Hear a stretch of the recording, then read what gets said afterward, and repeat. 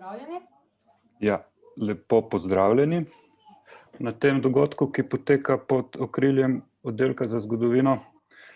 Moje ime je Jernej Kosi. Ta dogodek bova povezovala s kolegico docent dr. Ano Cirgol Paradiž, ki bo prevzela vodenje v nadaljevanju. Torej, dovolite mi najprej, da pozdravim na tem dogodku oddelčno kolegico in kolege, ki se nama bodo kasneje pridružili v sami debati. To so profesor dr. Marta Verginela, profesor dr. Božo Repe, izredni profesor dr. Rok Strgar in izredni profesor dr. Sašo Irše. Torej, menim, da današnjih udeležencev ni treba posebej opisovati, navajati njihovih dosežkov. Na vsak način gre za zgodovinarko in zgodovinarje, ki so se z vprašanji, o katerih bomo razpravljali danes, v preteklosti že veliko ukvarjali in o tem tudi kar precej publicirali. Torej, preden začnemo s to debato, bi želel nekaj besed nameniti samemu kontekstu in tudi razlogom, zakaj sva z Ano na pobudo predstojnika oddelka docent dr. Dušana Mlacoviča prevzela organizacijo tega dogodka. In pripravil sem eno PowerPoint prezentacijo. No. Samo da jo najdem. Upam, da jo vidite. Če mi lahko Ana pokima. Dobro. No, ker se dogodek snema in ker bo najbrž navzoče tudi neakademsko poslušalstvo, naj takoj povem, da ne gre za uradno stališče Oddelka za zgodovino. In če začnem. V preteklih mesecih je postalo jasno, da se slovenske zgodovinarke in zgodovinarji ponovno soočamo z izzivom, ki zadeva samo bistvo našega poklica, z izzivom iskanja odgovora na vprašanje kako, zakaj in čemu v sodobni družbi sploh kritično misliti preteklost. Čemu poklicno ukvarjanje s preteklostjo, ko pa se vendar zdi, da se na preteklost pozna že vsak, da v preteklosti zlahka vsak pripoveduje in jo analizira in da, in to še posebej zlahka, lahko preteklost vsak ocenjuje, ima o njej svoje mnenje in se naposled z njo tudi okorišča. K dialogu, razpravi in premišljevanju o zgodovinopisju nas torej spodbujajo širše družbene in kulturne okoliščine. O tem sicer več v nadaljevanju.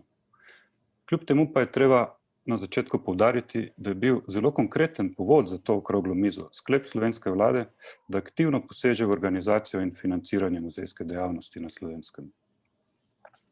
Lani pozno jesen je namreč Ministrstvo za kulturo seznanilo slovensko javnost z odločitvijo, da bodo v proračunih za leto 2021 in 2022 zagotovljena sredstva za ustanovitev novega muzeja, Muzeja slovenske osamosvojitve. Svojo odločitev je ministrstvo utemeljevalo z zgodovinskimi in moralno-političnimi argumenti.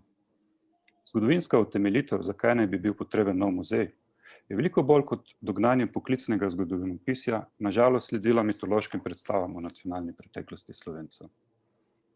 Še toliko bolj pomenljivo so zveneli, vsaj z gledišča poklicnega zgodovinopisja, moralno-politični argumenti ministrstva. Sklicevanje ministrstva na moralno-politične razloge, in tukaj gre za nekakšno normativno recepcijo preteklosti. Namreč to sklicevanje razkriva vsaj še eno pomembno za zgodovinopisje nemara bistveno spoznanje.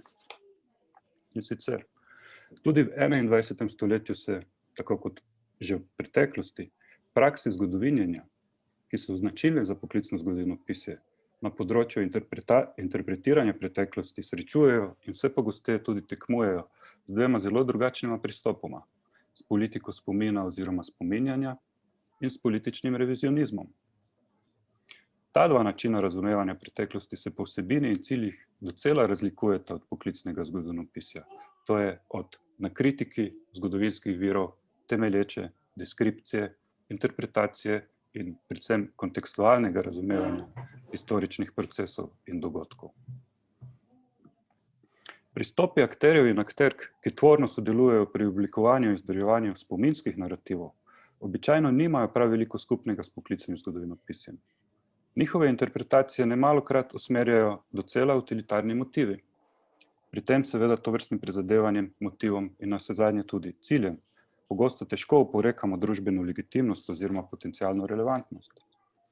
Vendar pa to vrstno početje nima veliko skupnega z metodo, delom in cilji poklicnega zgodovinopisja.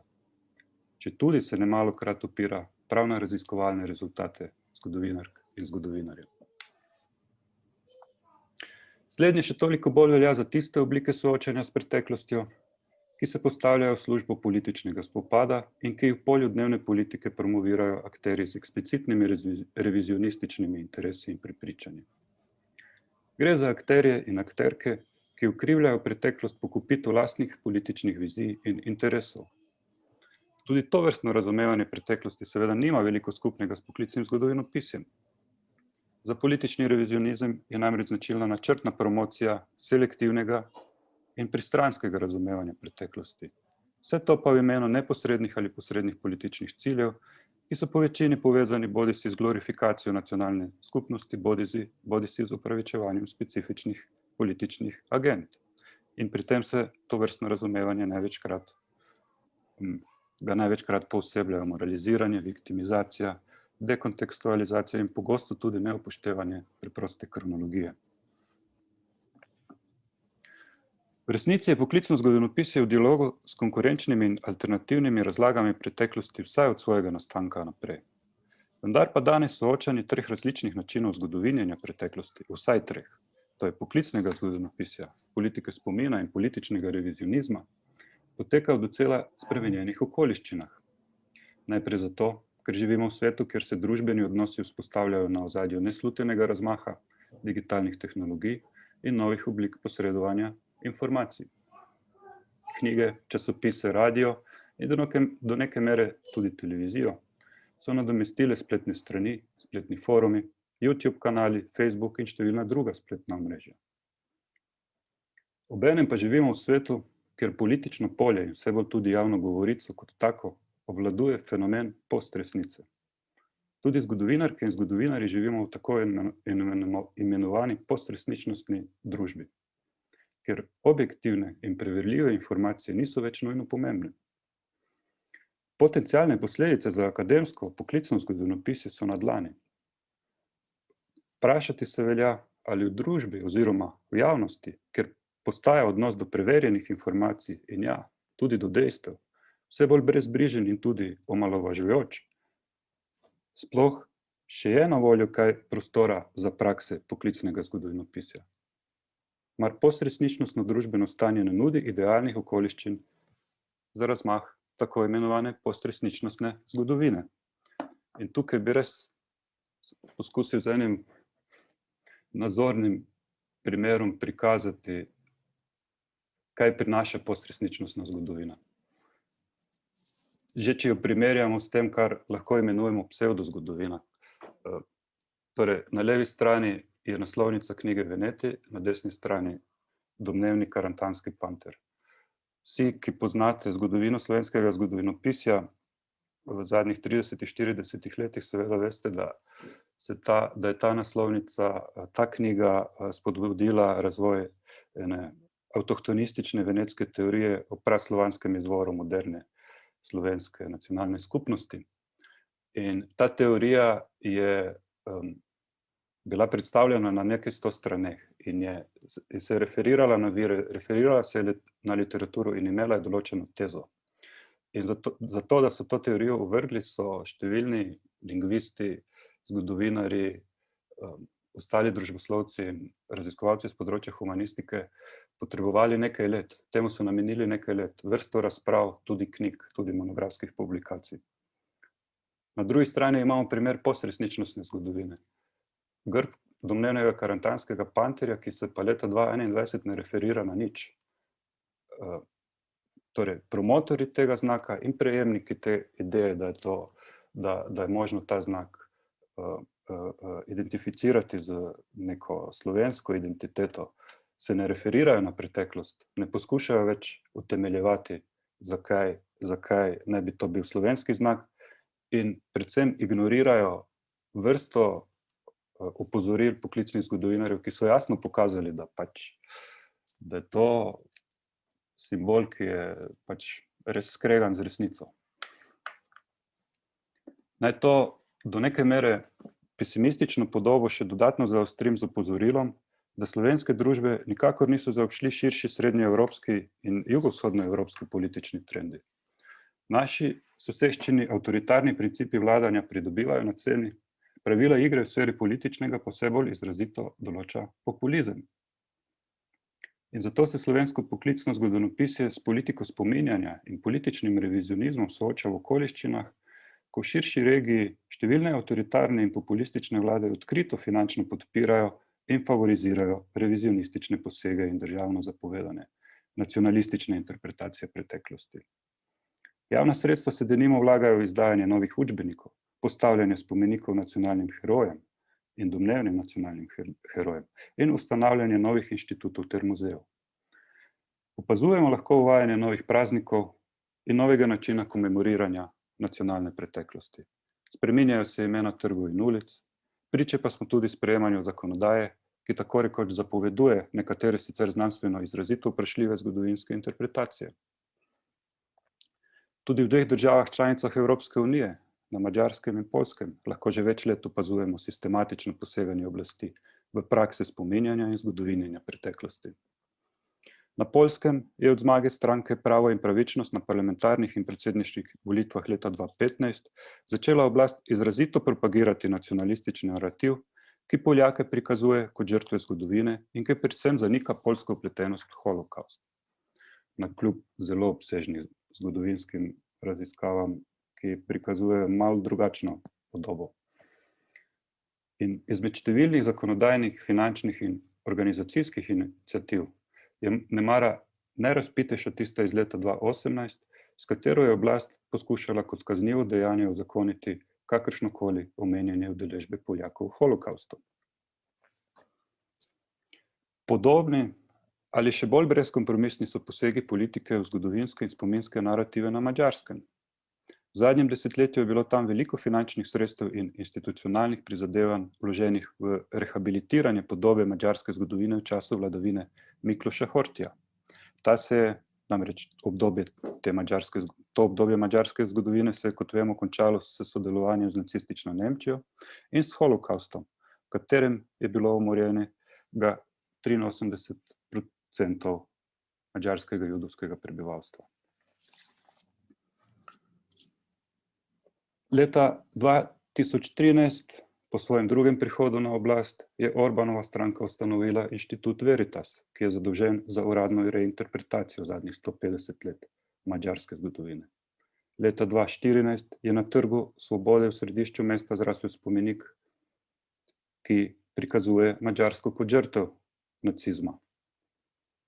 V zadnjih letih pa se, predvsem zaradi praznovanja stoletnice, madžarski politični javni diskurs z neprikrito finančno podporo madžarskih oblasti osredinil tudi na Trianon. Trianonska mirovna pogodba je seveda bila in še zmeraj je travmatična epizoda madžarske zgodovine. Ampak to je epizoda, ki jo zdajšnja oblast izrablja predvsem za mobilizacijo madžarskega volilnega telesa in za propagiranje teze o madžarski etnični homogenosti, ki da korenini v domnevni skupni azijski preteklosti.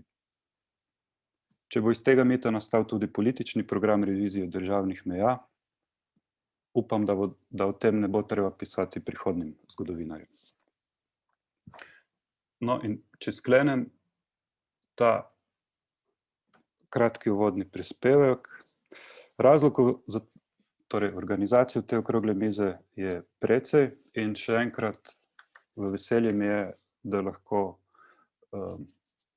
na tem dogodku pozdravim kolegico in kolege z oddelka za zgodovino, ki jim bom kar takoj postavil prvo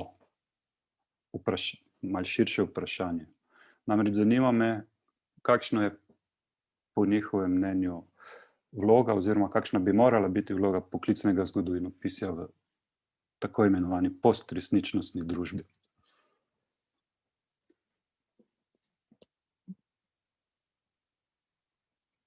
Kdo želi začeti? Bi mogoče ti, Rok? Ja, torej, če ne bo kdo drug, lahko tudi jaz začnem. Jasno, vprašanje, na katerega imamo najbrž vsak svoj odgovor. Moj bi se začel nekako nekaj desetletij nazaj, ko se je zgodovinopisje s podobnimi debatami na sicer nekoliko drugačni ravni srečalo samo. Namreč gre za debato o tem, o samih temeljih epistemologije zgodovinopisja, o tem, kaj pravzaprav zgodovinarji v preteklosti sploh lahko povemo in kakšen je odnos tega z neko preteklo realnostjo, recimo temu z resničnostjo. Gre za pisanja Haydena Whitea in drugih postmodernističnih teoretikov, ki so, če zelo na kratko in gotovo ne čisto točno povzamem, v bistvu začeli opozarjati, zelo močno opozarjati na vlogo zgodovinarja v naraciji, v pripovedovanju o preteklosti in hkrati potegnili v bistvu sklep, da to, kar počnemo zgodovinarji, je vendarle v resnici ne tudi pripoved, ampak predvsem oziroma morda v interpretacijah nekaterih samo pripoved o preteklosti. Da torej v resnici ne obstoji neka, kot so nekateri izmed teh teoretikov opozarjali, ne obstoji neka zunaj diskurzivna preteklost, neka pretekla realnost, ki bi jo mi odkrivali bolj ali manj uspešno, ampak da v resnici pač neke drobce preteklosti na različne načine spletamo v svoje zgodbe. In to je izzval med zgodovinarji tistim manjšim delom, ki se s takimi problemi v resnici sploh kadarkoli sooča in si zastavlja taka vprašanja, precejšno debato. In zdaj, seveda, na nek način ta debata ni končana, ampak kar se mene tiče, se vendarle je iz te debate z nekaj epistemološkega optimizma dalo potegniti sklep, da zgodovinarji vendarle o preteklosti lahko povemo kaj več kot samo neko zgodbo. Da produkt zgodovinarskega dela v najboljši situaciji vendarle ni samo neka pripoved, samo neka zgodba, ampak da je tudi v neki relaciji, v nekem odnosu z preteklo realnostjo in da je zato na nek način tudi preverljivo. Jasno, gotovo se je pokazalo, da na to pripovedovanje o preteklosti, na naše interpretacije vplivajo naša stališča, vplivajo naše ideologije, ampak pokazalo se pa je vendar tudi, da je zgodovinopisje s svojimi orodji, ki jih ima usposobljeno za to, da take zgodbe o preteklosti pripoveduje na nek preverljiv način, ki ni nikoli končen. Teh pripovedi je lahko tudi več, so lahko različne in ni vsakič mogoče povedati, katera boljše govori o preteklosti, ampak včasih pa vendarle je mogoče povedati in predvsem je mogoče povedati zelo pogosto, katera zgodba pa ni resnična v preteklosti, katera pa je res samo plod neke domišljije. Robert Darnton je to enkrat posrečeno v enem svojem tekstu po moje povedal, ko je rekel, da seveda Hamleta lahko beremo na zelo različne načine, ampak nikakor ga pa ni mogoče brati kot slapstick, kot komedijo posebne vrste. Skratka, ja, pripovedi o preteklosti je več, nikoli niso dokončne, vedno jih bomo revidirali tako ali drugače, nastajajo pod vplivom naših stališč, nekega okolja, v katerem živimo, nekih ideologij, ampak vendarle so tudi preverljive in za nekatere je mogoče reči, da niso točne. Jaz mislim, da se s tem pač pokaže, da zgodovinopisje pač ima neka orodja, s katerimi je mogoče si tudi danes pomagati, poskušati ločevati resničnost ali pa resničnost od tega, kar je izmišljotina, plod fantazije, če hočemo tudi laž. In zgodovinopisje je po moje dobro opremljeno tudi zato, ker te zgodbe praviloma interpretacije preteklosti praviloma dela z nekimi pomanjkljivimi podatki. To pa je podobno temu, kar počnemo v realni situaciji. To se pravi, to niso neki laboratorijski pogoji, kjer imamo vse vstopne podatke in na podlagi njih izvedemo nek eksperiment, neko meritev in dobimo sklep. To so pogoji, kjer nam veliko koščkov tega mozaika, pazla, če hočemo, manjka, pa vendarle moramo poskusiti dobiti neko sliko, ki bo kar se da prepričljiva. V tem smislu se mi zdi, da je zgodovinopisje opremljeno za soočanje tudi s sedanjostjo, oziroma da so znanja, ki jih mi imamo, lahko koristna tudi za širšo javnost, ko se sooča z nekim tem postresničnostnim svetom. In samo še zadnja stvar, od v sklopu te postmodernistične debate so se pravzaprav problemi, o katerih danes govorimo, že odprli pred desetletji. Deborah Lipstadt je takrat napisala zelo odmevno knjigo Denying the Holocaust, kjer je opozorila na to, da ko enkrat zanikamo možnost neke resničnosti, neke presoje, potem se seveda odpre polje za zelo, zelo problematične pripovedi o preteklosti in nenazadnje tudi o sedanjosti. In mislim, da se seveda s tem danes soočamo, tako da zgodovinopisje ima tukaj svoje mesto in ima neka orodja, ki nam pri teh soočanjih lahko pomagajo.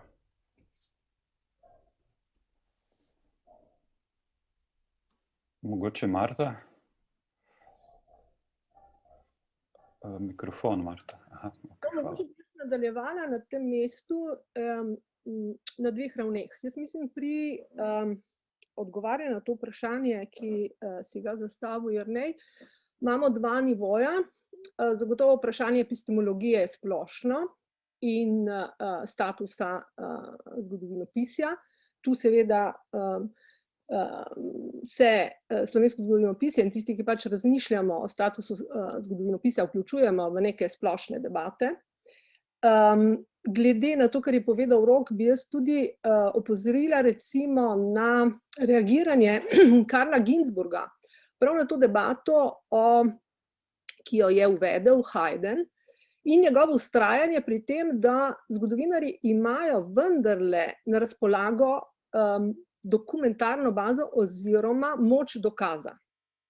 To, če izhajamo tudi iz samega Blocha, ki svojim klasičnim delom Apologija zelo jasno postavi razmejitev med lažjo in resnico in hkrati pove seveda, da je tudi laž za zgodovinarja izredno pomembna, ker razumeti, kako laž nastaja, pomeni seveda najti številne odgovore zlasti na mentalitetno stanje v neki družbi. In zdaj, seveda, če izhajamo iz stališč Blocha o funkciji, torej, ki razmišlja o zgodovinopisju prav v trenutku hude krize, politične krize. In je za nas prav zaradi tega zanimiv, ker se ukvarja s tem, kako okrepiti status zgodovinopisja. In z tistih izhodišč, ki jih je nakazal tudi Jernej, dejansko se nakazuje tudi v našem obdobju ta problem. Torej, kako okrepiti status zgodovinopisja. Zdaj seveda ne tako, da zanikamo njegovo pripovedne sestavine samega zgodovinopisnega diskurza, niti da zanikamo, bom rekla, soočanje s subjektivnostjo in s pristranskostjo virov. Torej, ta razmislek, ki je nujen o subjektivnosti tistega, ki piše zgodovino, ki interpretira. Karlo Ginzburg v tej zvezi s subjektivnostjo daje zelo zanimive razmisleke v svojih, skoraj skozi svoja desetletja razmišljanja, recimo se ukvarja s vprašanjem razosebljenja. Kaj lahko naredi zgodovina za to, da se razosebi, in ni edini seveda, ki o tem razmišlja, torej razmišlja o neki vaji zapuščanja lastnih ideoloških prepričanj in tako naprej, seveda, katerim se ne moramo povsem nikoli izogniti, ampak ta sama refleksija o tem, seveda, kako mi zgodovinimo, je možna. No, torej, skratka, ta razmišljanja, ki gredo v smeri produciranja dobre zgodovine, bom uporabljala ta izraz, ker Bloch ugotavlja o slabi zgodovini, ki meče slabo luč. Vsa ta razmišljanja se meni zdijo izredno pomembna. Ampak hkrati seveda je potrebno v slovenski situaciji tudi diagnosticirati, kaj je specifično slovenskega. Zakaj je zgodovinopisje vendarle tako imenovano uradno zgodovinopisje na zatožni klopi. In zdaj jaz mislim, da tu seveda imamo opraviti z majhnostjo slovenske družbe, imamo opraviti z kolektivnimi revizijami, ki so se zgodile v fazah tranzicije, ki so bile radikalne, množične, izredno, bom rekla, pervazivne in kjer je seveda tudi zgodovinopisje opravilo svoje delo. In imamo seveda v preteklosti tudi opraviti z skorajda edinim formiranjem zgodovinarjev, generacij zgodovinarjev, ki se je, torej formiranje, ki se dogajalo na oddelku za zgodovino. Tako, jaz mislim, da imamo tu eno celo serijo specifičnosti slovenskega prostora in tu bi še opozorila še na nekaj, to neizmerno bližino med tistimi, ki zgodovinijo, javnostjo in politiko.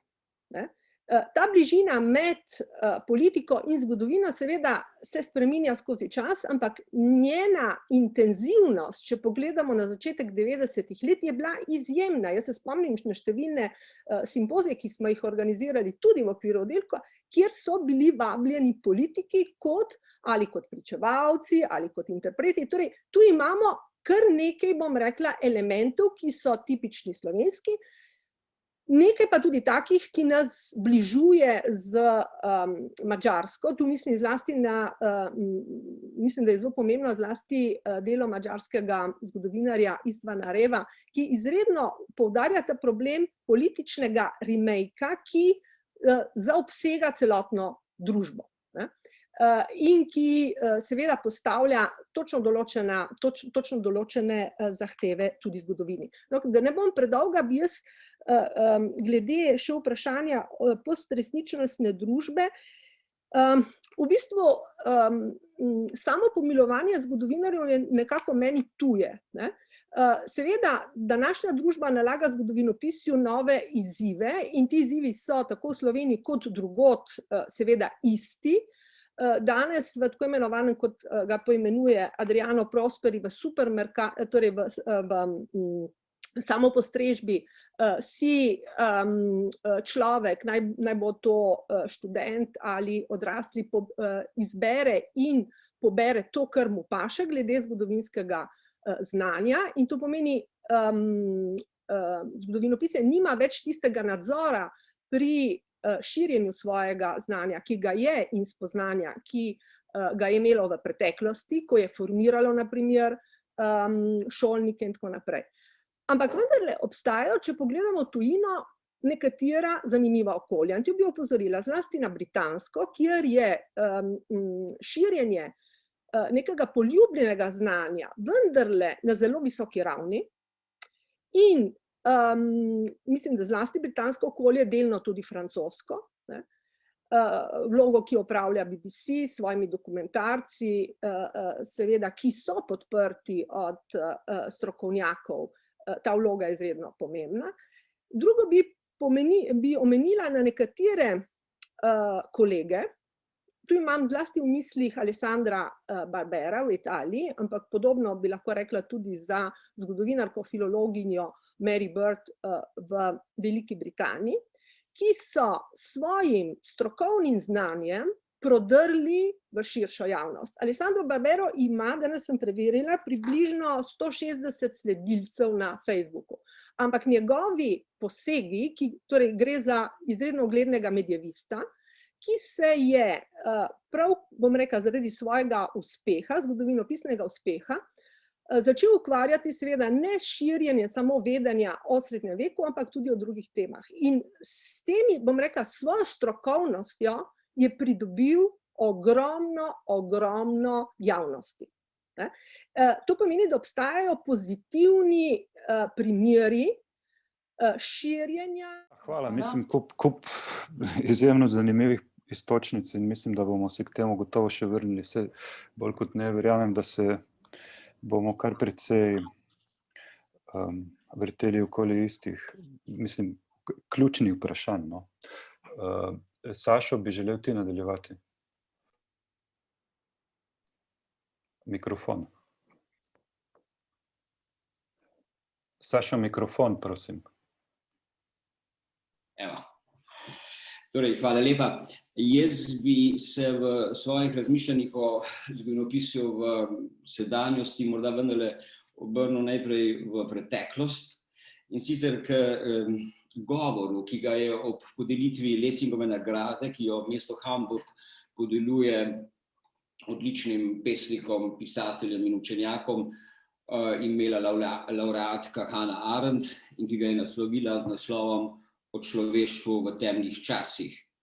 Bilo je to leta 1959 in v tem govoru je Hannah Arendt razmišljala o kondiciju humana v temnih časih, torej v časih, ko se politično polje, kot pravi, s tem pa tudi človekov osebni življenjski prostor skrčita do te mere, da ni več izbire, ali pa da se zdi, da ni več izbire. Izbire nima ne več človek, ne več politična skupnost. In v teh temnih časih, pravi Hannah Arendt, se vzpostavijo prijateljstva, ki pa so pravzaprav le pajdaštva, in vzpostavijo se sovraštva, ki so prav tako le pajdaštva, in v teh temnih časih so vrata barbarstvu na široko odprta. In v teh temnih časih, pravi, je govorila Arendt, je najbolj pomembno vztrajati pri dvojem. Najprej pri tistem, kar so Grki imenovali filantropija, človekoljubnost, pripravljenost, da svoj svet delimo s svojim bližnjim, in na to pri resnici. Resnica pa lahko obstaja le, je govorila Arendt, če jo spremlja človeškost. Torej, če lahko vsak pove ne le, kaj se mu je res zgodilo, pač pa tudi, kaj ima za resnico. Resnica, pravi Arendt, ki je ne spremlja človeškost, človeka sicer lahko naredi ali boljšega ali slabšega, a slednjič izničuje človekoljubnost, pripravljenost, da svet delimo s svojim bližnjim. V teh razmišljenjih je, menim, obči del odgovora na vprašanja, ki si ga danes zastavljamo in ki so tudi vprašanja o temnih časih, naših temnih časih, ki so nas bodisi že zatekli, bodisi se nam obetajo, bodisi jih je vsaj mogoče slutiti.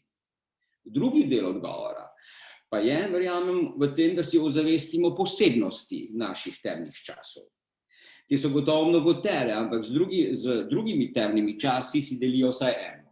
V temnih časih se, kot je nakazano že v izhodišču, spreminjajo pomeni besed. Ali vsaj zamajana je gotovost pomenov besed. In tako je tudi tokrat. In tako je tudi s temeljnimi besedami naših današnjih vprašanj, to so besede zgodovina, preteklost in spomin. In zato se mi zdi smiselno postaviti nekaj kratkih tez o pomenih teh besed in jih ponuditi v razpravo. Torej 12 kratkih tez o zgodovini, preteklosti in spominu. Prva teza. Zgodovina je sedanjost o preteklosti, preteklost si je sedanjost, spomin je preteklost kot sedanjost. Druga teza.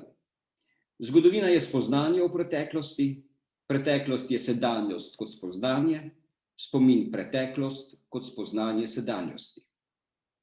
Tretja teza. Zgodovina je od vseh nas, preteklost ni od nikogar izmed nas, spomin je od tistih izmed nas, ki ga hočejo ali nočejo. Četrta teza. Zgodovina je za muzeje, preteklost je za muzeje, muzeji so za spomin. Peta teza. Zgodovino piše človek časa, preteklost človek v času, spomin čas v človeku. Šesta teza. Zgodovina loči preteklost od spomina, preteklost, spomin in zgodovino, spomin, zgodovino od preteklosti. Sedma teza. Zgodovina je več kot preteklost, preteklost več kot zgodovina, spomin več kot preteklost in zgodovina hkrati. Osma teza. Zgodovina govori le, kar ve, preteklost vse, kar ve in ne ve, spomin govori vse. Deveta teza. Zgodovina mora, kar more, preteklost more, kar more, spomin more, kar mora. Deseta teza. Zgodovina ni država, v državi je preteklost, država ima spomin. 11. teza. Zgodovina preteklost razlaga, spominu gre za to, da ju spreminja. In 12. teza. Jaz sem zgodovina, ti si preteklost, pravi spomin. Toliko bi jaz rekel za začetek, prosim. Hvala. Hvala, Sašo, za to tezno razmišljanje. Besedo predajam Božetu. Hvala lepa, lep pozdrav tudi z moje strani. Izjemno izzivalen del je bil tale prvi, že skoraj na polovici smo, pa je pravzaprav še šele začetek. Torej, jaz bi, preden nekaj rečem, upam, da bomo imeli še en krog in bom lahko v drugem delu, preden nekaj rečem o tem, kaj si predstavljam, da naj bi zgodovinopisje naredilo, bi nekaj dodal še k tej analizi stanja, ki je bila že povedana v vseh debatah, zlasti pa v Jernejevem uvodu. Torej, zgodovinopisje, če se omejim na humanistiko in družboslovje, je ena najstarejših disciplin. Ima izdelana metodološka orodja, ki so nastajala desetletja. To je tudi ta razlika, ki jo nekako ločuje od drugih in humanističnih in družboslovnih ved, ker ima hrbtenico, ker ima vzročno-posledični kronološki pristop, ima nekaj, čemur so včasih v zgodovinopisju rekli žlahtni pozitivizem. In če se temu odpovemo, seveda se odpovemo hoji, da tako rečem, potem hrbtenice več nimamo. Torej, zgodovinopisje s to svojo neko tradicionalno vlogo je sedaj v neki družbi, ki je morda popolnoma drugačna, kot so si to predstavljali naši predhodniki, ko so nas učili o zgodovinopisju, o pomožnih zgodovinskih vedah in tako naprej. Že v demokratičnih družbah se na zgodovino, tako kot na nogomet, spozna vsak. To smo že slišali. Ampak kaj je vendarle razlika? Razlika je v tem, da v razvitejših demokratičnejših družbah ločijo, kaj je stroka, ki temelji na raziskovanju, in kaj je mnenje. To sta dve zelo različni zadevi. Sta lahko skupni, ampak v svojem bistvu razločujeta našo stroko, recimo od tega, kar v zgodovinopisju ve ali misli, da ve vsak. V družbah, kakršna je Slovenija, je torej sedaj neka osnova zgodovinskega spominjanja revizionizem. In njegov namen je ustvarjati nove politične mite, ohranjati stare, če so. Njegov namen je podpihovati stereotipe, razpihovati sovraštvo, predsodke. Zelo pomemben element je tukaj viktimizacija. Se pravi, mi smo vedno žrtve in drugi so krivi za vse. Mi smo junaki, vi ste izdajalci. To je besednjak, ki se pravzaprav uporablja dnevno. Na ta način se nek narod ali pač neka skupina znotraj njega, kot je v slovenskem primeru, se homogenizira, strne svoje vrste, uniči pluralnost, posameznike in družbene skupine pa sili, da se utopijo v tem nekem zamišljenem biološkem, duhovnem kolektivu, kot so pač recimo bili pokazani že ti primeri nekih avtohtonističnih in podobnih teorij, po načelu najprej amebe, potem pa mi. Torej, zgodovinarji iz te širše regije smo na to že opozorili v neke deklaracije, ki je bila kar odmevna, ampak seveda težko je imeti iluzijo, da se bo kaj bistveno spremenilo. Opozoril bi še na nekaj. Torej, mi pravzaprav ponavljamo vzorec, skozi katerega smo že šli. V 80-ih letih, ko se je pripravljala nova vojna v Jugoslaviji, se je pripravljala z revizijo zgodovine in to smo danes pozabili, zlasti z revizijo druge svetovne vojne.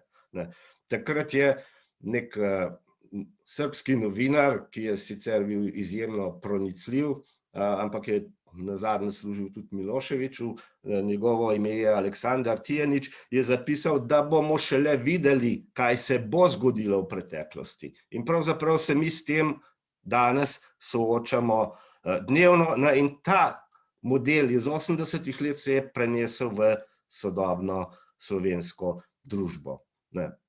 To se dela na načine, ki so dobro poznani, ne, se pravi, stroko se razdeli na naše in vaše. Bom morda potem v nadaljevanju tudi pokazal, kje se je to začelo v teh 30 letih. Zamenja se direktorje muzejev, inštitutov in tako naprej, ne, kanalizira se državni denar, to, kar vse je že povedal Jernej in je pravzaprav sedaj skupna značilnost vzhodnoevropskih držav Balkana in Slovenije. Ustvari se akademska sfera z lastnimi habilitacijskimi postopki, nastanejo novi muzeji in zbirke in tako naprej. Ta zgodovinska krajina se preoblikuje še na vrsto drugih načinov, z proslavami, s prazniki, kot smo sedaj videli ob primeru dneva upora proti okupatorju, in to je zelo pomemben element, z oblikovanjem, z vizualnim prekrajanjem zgodovine. Se pravi, da neke spomenike odstraniš, kot so recimo odstranili kip Tita na Brdu, ne. To se danes počne bolj sofisticirano, ni več buldožerjev, ne, ampak se reče, da gre stvar v restauracijo, ne, s prikrivanjem tistih slik Slavka Pengova v fresk v Vili Bled, ne, in tako naprej. Postavljajo se nove table, ne, sedaj so postavili tablo tam na Račjem otoku, ne, kjer naj bi se odločili za plebiscit, čeprav je ta zgodba popolnoma drugačna, ne. Odločili so se samovoljno so določili datum in potem, ko so ugotovili, da to ne bo šlo, da se pač neko navadno večino v parlamentu z nekaj glasovi tega ne da, so se začela neka trda pogajanja, kjer imajo zasluge povsem drugi ljudje, ne. To je recimo en tak primer, ki zelo lepo pokaže. Podobno je menda sedaj postavljena neka plošča v Poljčah, ne, o tem, kako se je tam naredil načrt za organizacijo odpora in tako naprej, ne. Torej, kaj je bistvo vsega, in tukaj bom končal, ne, bistvo vsega tega je, da gre pri instrumentalizaciji zgodovine za utemeljevanje pravice do vladanja. Do vladanja ne glede na volilne rezultate, ker volilni rezultati ne razdeljujejo glasov pravično, ne razdeljujejo jih glede na domnevne osamosvojitvene zasluge. In to pravzaprav doživljamo danes. In bi že zdavnaj šli po madžarskem scenariju, pač če ne bi imeli tega proporcionalnega sistema, ki nas pa tudi, kot vidimo, ne ščiti, ker je pač seveda vrsta strank, ki tako politiko podpirajo. Se pravi, končni cilj tega, vse te revizije zgodovine, vseh teh in drugih metod, ki so bile že omenjene in ki sem jih sam omenil, naj bi pripeljale v neko drugo republiko. Se pravi, v nekaj, kar bi bilo po meri pač neke vladajoče ideologije in konkretnih ljudi. In to je značilnost vseh nedemokratičnih režimov, tistih v preteklosti in tistih danes. Morda se kdo spomni gesla iz ameriške državljanske vojne, kakšna vojna pa je to, ki poštenemu patriotu ne da zaslužiti. Hvala lepa. Hvala. Če sem prav videl, Sašo, bi se želel navezati. Ja, rad bi se navezal pravzaprav na vse, torej, kar je bilo do sedaj rečeno. Namreč jaz mislim, ali zdi se mi, da je potrebno si priznati ali pa zavestiti, da zgodovinopisje, znanstveno zgodovinopisje ni enotno. Da sicer znanstveni opis lahko torej uporablja celo iste, da obstajajo različni redovi zgodovinopisja, da tako rečem. Tako kot obstajajo različni redovi vojske, obstajajo različni redovi zgodovinopisja. In da ti različni redovi sicer lahko uporabljajo isto epistemologijo, iste metode, berejo isto in to kompetentno berejo iste zgodovinske vire, da pa imajo svoj različni, da tako rečem, epistemološki karakter. In obstajajo, torej po moje, saj tri vrste zgodovinopisja. Da tako rečem, pragmatično zgodovinopisje, torej zgodovinopisje, ki v preteklosti, ki ima nek zunanji epistemološki okvir, in to je nek zgodovinski prav, nek zgodovinski argument, s katerim argument svojo pozicijo, svojo znanstveno pozicijo v sedanjosti argumentira z preteklostjo. Torej, da tako rečem, to je tak pragmatično zgodovinopisje, da tako rečem, ali pa zgodovinopisje malega historičnega prava.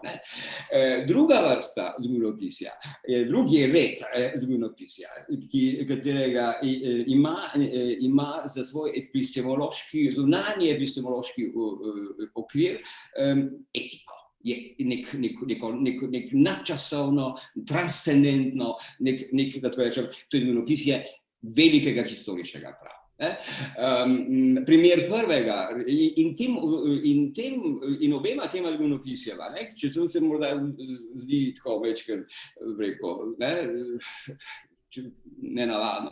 Torej, ni odvekati njihove znanstvenosti, in to so tudi zgodovinopisja in njihovih epistemoloških dobrobiti, ki jih dajo. Recimo, primer prvega zgodovinopisja so torej ti v katerem so historične komisije, ki meddržavne zgodovinopisne komisije, ki opravljajo torej svoje delo in ki imajo svojo dobrobit in svoje zasluge. Torej, druga etična primer je, imamo na eni strani, recimo celotna zgodovina slovenske reformacije, tega klasičnega, ali pa tradicionalna zgodovinopisja slovenske reformacije, utemeljena na tem nekem etičnem pravu, na neki slovenski, kot pravi Edvard Kovač, v tistem mojem zborniku o Vera in hotenja, o slovenski etiki. Torej, tema dvema zgodovinopisjeva, če tudi ima ta zunanji, zdelo bi se lahko, ali pa izven znanstveni, da tako rečem,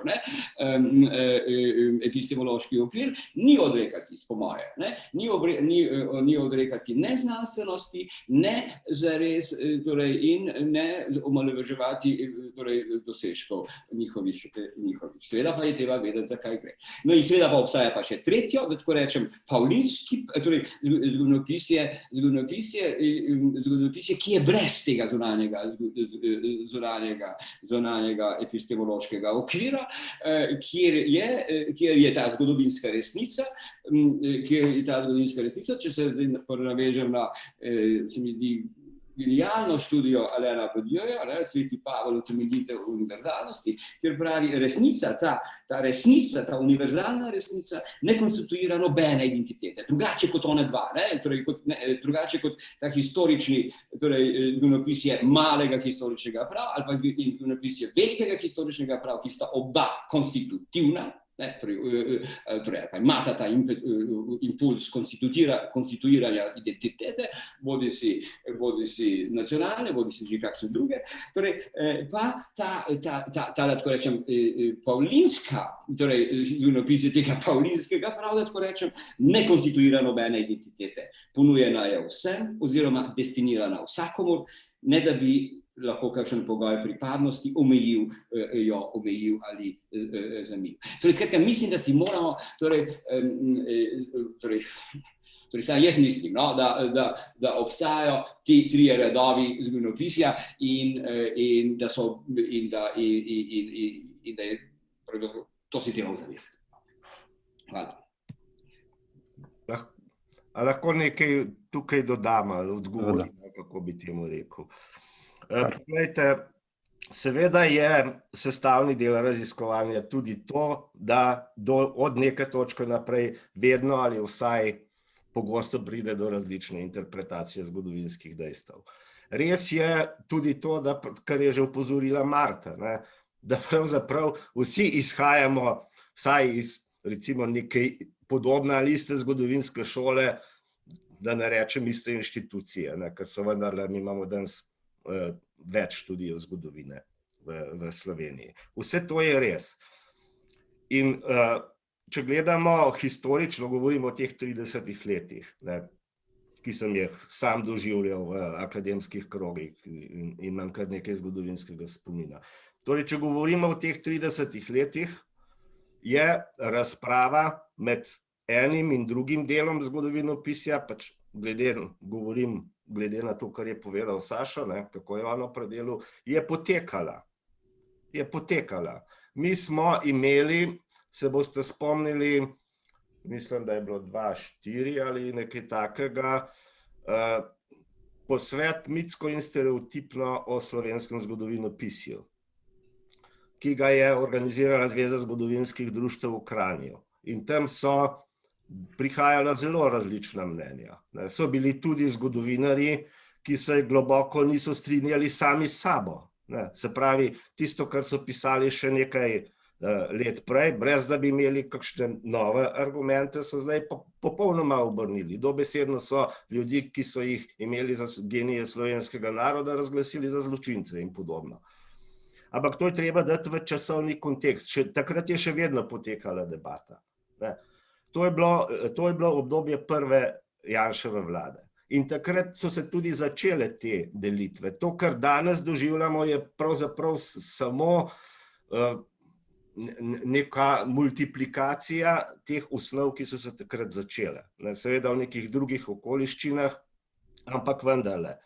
Eno od takih zadev je bila recimo posvet o prvi povojni slovenski vladi, da me ne bo kdo vlekel za besedo, v Ajdovščini. Takrat je prvič prišlo do selekcije. Ti zgodovinarji so primerni, da sodelujejo, ti zgodovinarji niso primerni, da sodelujejo. In takrat je skupina zgodovinarjev tudi napisala, po mojem spominu, prvo tako deklaracijo ali pač pismo, ki se je temu uprlo. Od tam naprej, od tega obdobja 2004-2008, jaz sem takrat sodeloval v desetinah razprav in v medijih in povsod, ker je vendarle obstajalo neko upanje, da bo iz tega s temi različnimi pogledi nekaj išlo. Od takrat naprej je stvar šla samo navzdol. Žal tudi pri tem delu stroke, ki ga omenja Sašo. Šla je na raven osebnih diskreditacij, šla je na raven zmerjanja. Torej, sam moram reči, da zelo težko recimo spoštujem ali cenim tak tip zgodovinopisja, tudi če so pred imeni doktorski nazivi in profesorski, če ni mogoče ostati na neki osnovni ravni argumentov. In to je naš osnovni problem danes. Ja, mogoče bi jaz tukaj zdaj poskusil na nek način zaokrožiti te odgovore, povzeti povedano. Torej, gotovo je zgodovinopisje disciplina, ki ima svojo metodo, ki ima svojo metodologijo, ki ima svojo epistemologijo, ki o svojih epistemoloških okvirih razpravlja, jih reflektira. In obenem je to tudi disciplina, ki se referira na evidenco, ki se referira na zgodovinske vire. V tem se gotovo strinjamo. Drugo, o čemer se brez dvoma strinjamo, je, da v primeru slovenskega poklicnega zgodovinopisja govorimo o določenih specifikah, ki bi, če tudi o njih pogosto debatiramo, ki bi vendarle največ potrebovali še dodatno analizo in premislek. Po eni strani res ta tradicija ljubljanske historične šole, po drugi strani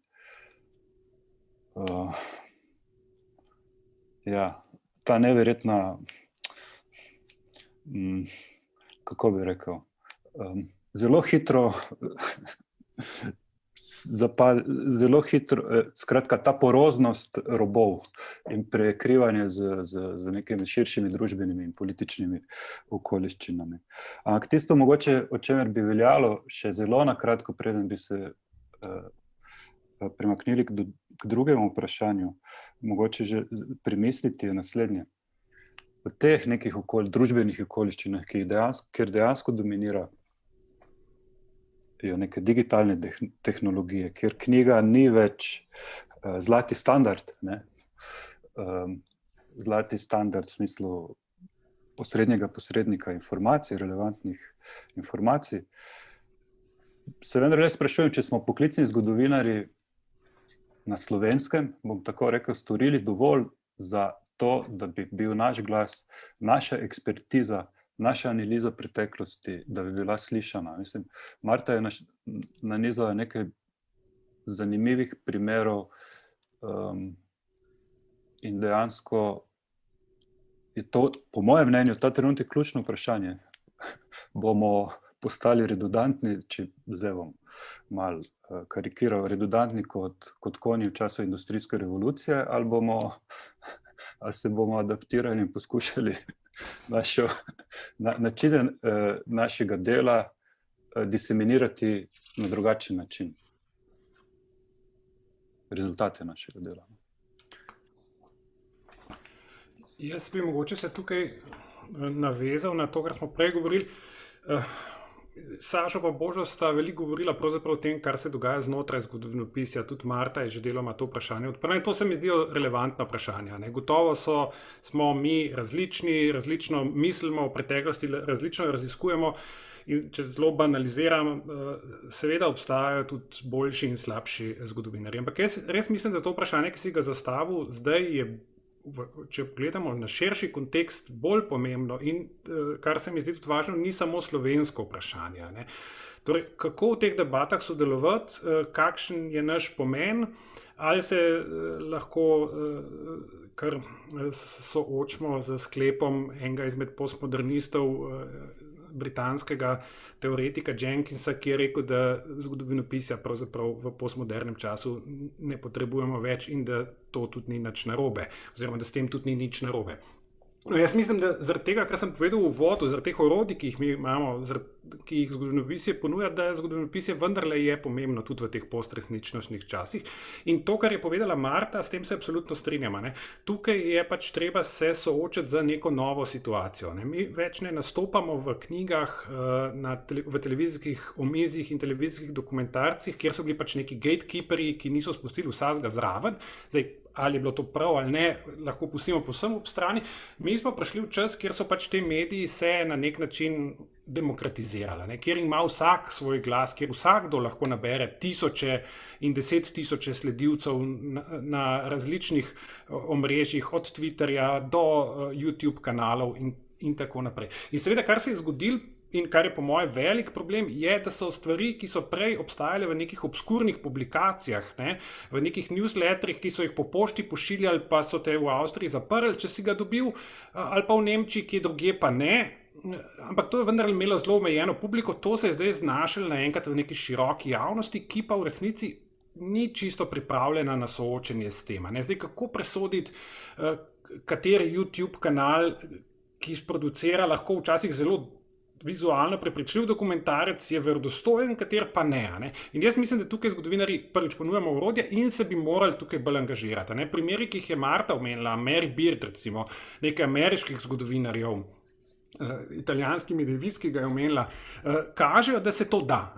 To se gotovo da. To so ljudje, ki so recimo sistematično se na socialnih omrežjih, zlasti Twitter se mi zdi, da je tukaj eno tako, recimo temu bojišče, zelo veliko oglašali in po moje ne brez uspeha. Za tiste, ki niso neposredno vpleteni v to za neko agendo, mislim, da na tiste so uspeli vplivati s tem, da so pač preprosto z orodji, ki jih zgodovinarji imamo, z opozarjanjem na neka nedvomna dejstva, na prepričljive interpretacije, oziroma na drugi strani z opozarjanjem na to, da nekaj preprosto ne drži, ali pa da je zelo šibko argumentirano, so po moje uspeli koga prepričati. Zdaj, jaz mislim, da je to pač potrebno delati. Hkrati pa seveda tukaj treba nekaj opozoriti. Mi smo v glavnem na to slabo pripravljeni. Pač mi nismo tega se večinoma naučili in tukaj stopamo v en povsem nov svet. Ni dovolj, da si kupiš mikrofon, pa da postaneš podcaster. Ni dovolj, da si odpreš račun na Twitterju, pa da postaneš nek influencer na Twitterju. Tukaj stopamo v neka polja, kjer naši doktorati, naše titule, naši akademski naslovi, naše publikacije, ki smo jih objavili, v resnici ne pomenijo nič. Vstopamo v polje nekih digitalnih domorodcev, ki se tukaj znajdejo pogosto boljše od nas, zato je to, ne bi rekel, da je treba nad tem obupati, gotovo ne, ampak to je velik izziv.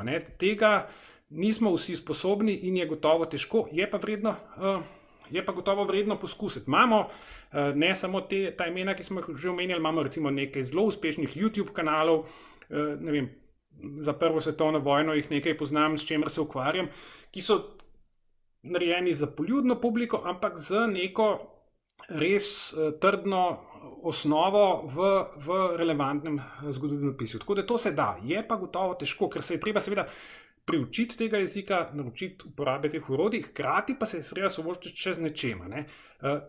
To je odprta arena na nek način. Ne. Tam ni mogoče nastopati z pozicije avtoritete. Ne. Ko sem že rekel, naši akademski naslovi ne pomenijo nič, ne. Kvečemu vzbujajo pri nekaterih vnaprej dvom, ker avtoritete so nekaj, česar se ne priznava.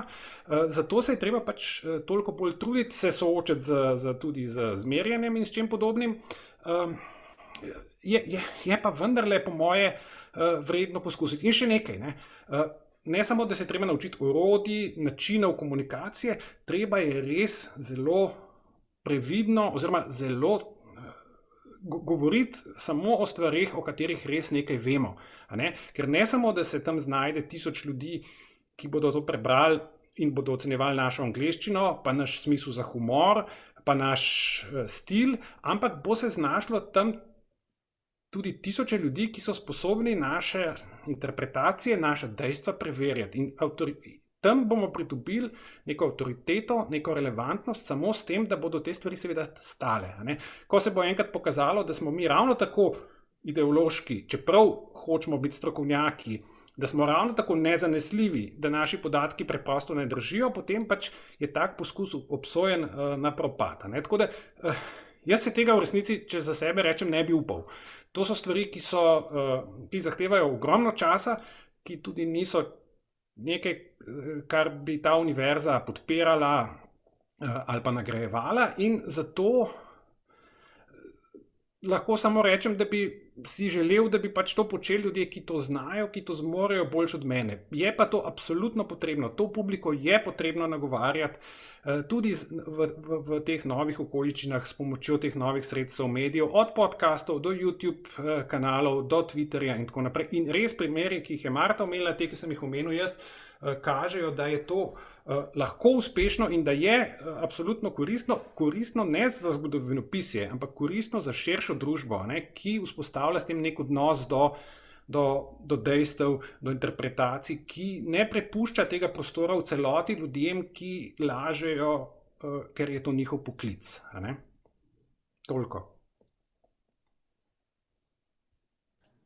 Jaz se bi na tem mestu strinjala in mislim, da potrebujemo tudi razmislek o tem, kaj lahko izgubimo kot zgodovinarji in zgodovinarke, če se vključimo v recimo debate na družbenih medijih uopće in ker zavedati se moramo nekako, da ti družbeni mediji nekako hrepenijo po senzacionalnih vsebinah, po teorijah zarote, po nenavadnem, osupljivem, grotesknem, morda po poenostavljenem.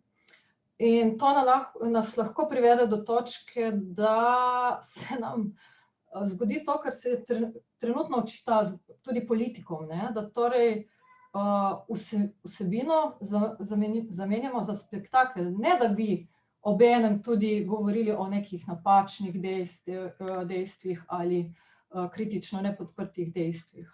Tako da, kaj izgubimo, to je lahko tudi vprašanje, polemično vprašanje, kaj izgubimo s tem, ko postanemo kralji oziroma kraljice Twitterja in Instagrama. Smem jaz nekaj reči? Izvoli. Ampak že mogoče na kratko, da pridemo potem še k drugemu vprašanju.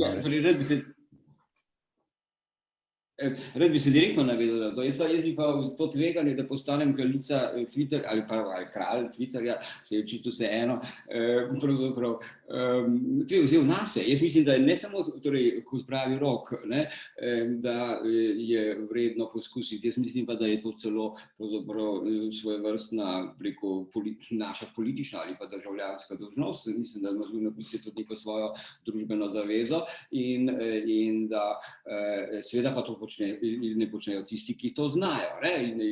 In naši študenti recimo to znajo.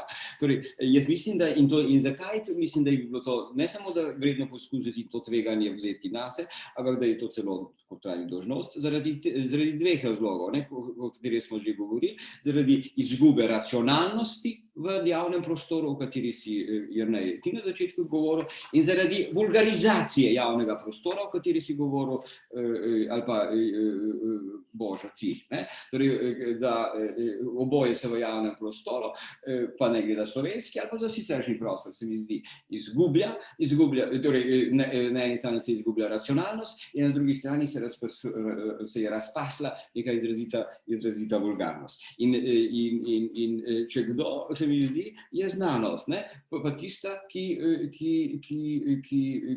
naj ljudi trezni in ki naj ljudi trezni. Ne? In zato se mi zdi, da je ta vstop v nove medije ali pa v nova družbena omrežja svojevrstna družbena odgovornost, ki jo znanost ima, tudi zgodovinopisje.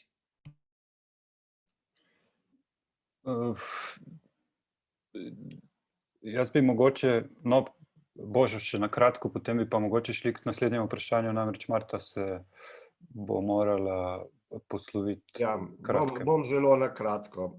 Lejte, mislim, da je zdaj najprej tisto, kar si ti začel o poznem odgovoru zgodovinopisja. To je res. Ne? Veliko naših kolegov je bilo prepričanih, da če živiš v koščenem stolpu znanosti, če se družbeno ne angažiraš, da boš pač prišel dobro skozi, kot se enostavno reče. Ne? Danes se to izkazuje za napako. Jaz mislim, da ni treba, da mi reagiramo, sedaj, da smo neka dežurna služba iz neke kleti in reagiramo na vsak tweet in tako naprej. Tudi ni cilj, da postanemo, kako bi rekel, neke zvezde Twitterja. Jaz ne vidim v tem potreba. Tisto, kar je nujno in kar mi razvijamo, ne, vendarle se niso samo naši študenti naučili, mi tudi kar učimo študente, vsaj na sodobni zgodovini. Mi smo tako imenovano public history na oddelku za zgodovino zelo razvili.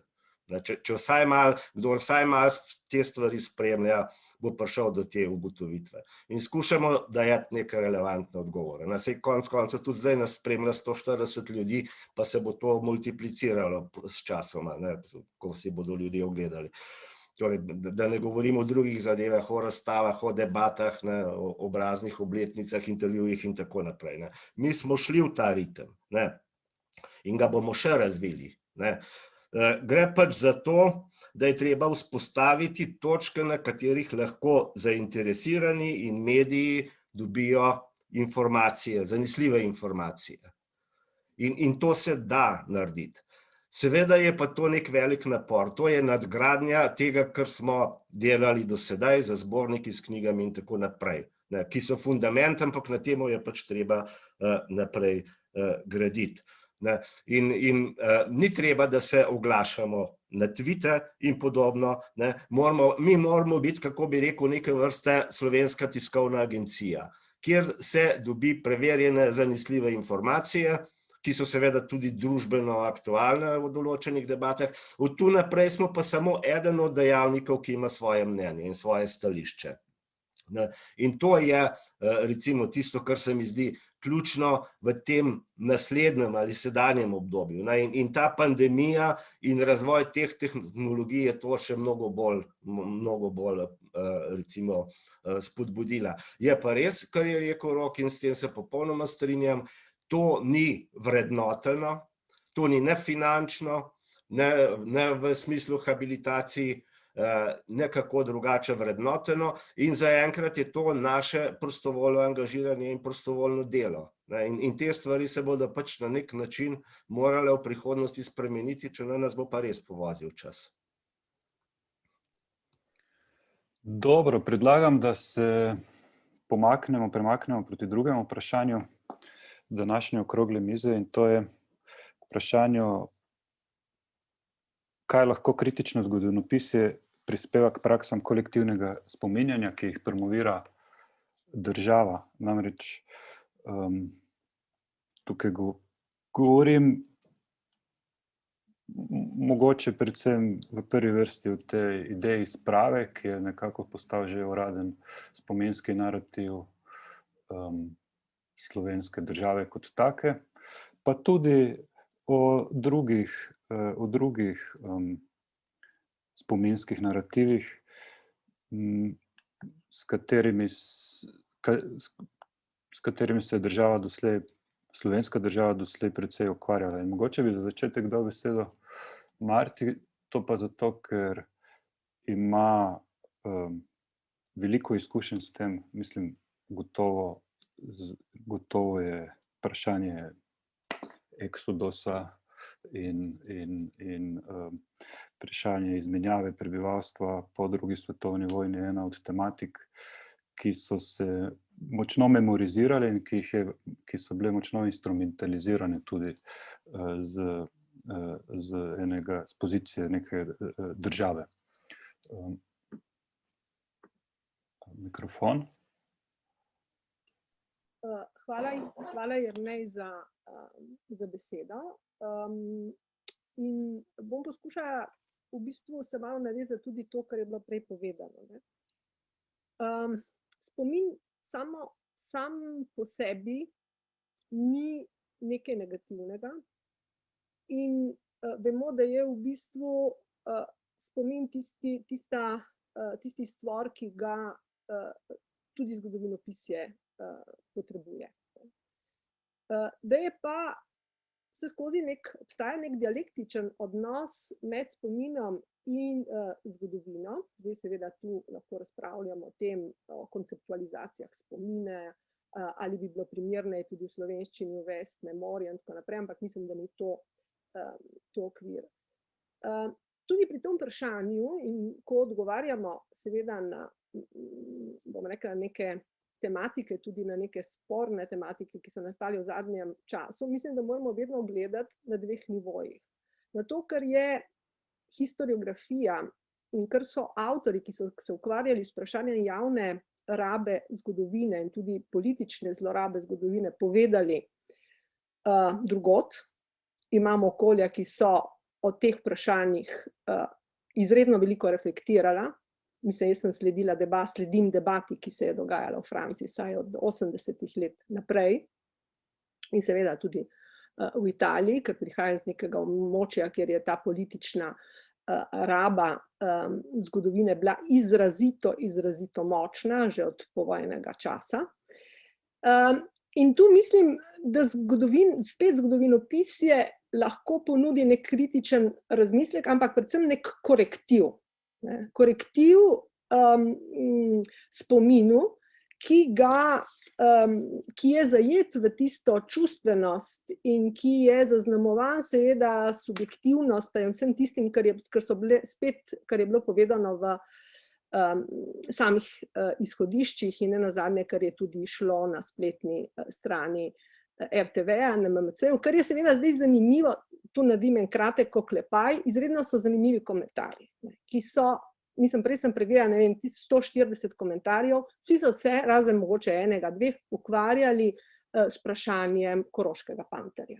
Vse ostale teze, oziroma nekaj še malega o teoriji zarote in znanosti in tako naprej, ampak vidimo seveda, da so šli čisto v neko smer, v katero ni nekako nagovarjal članek.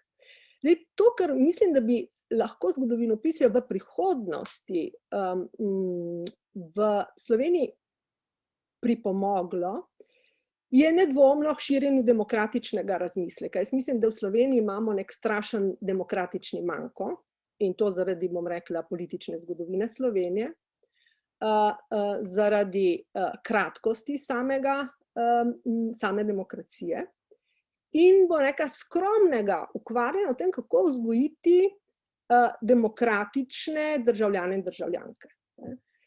Zdaj, Slovenija, tako kot druge države, se je znašla v zadnjih desetletjih, od 90-ih let dalj, v strašnem identitarnem primežu.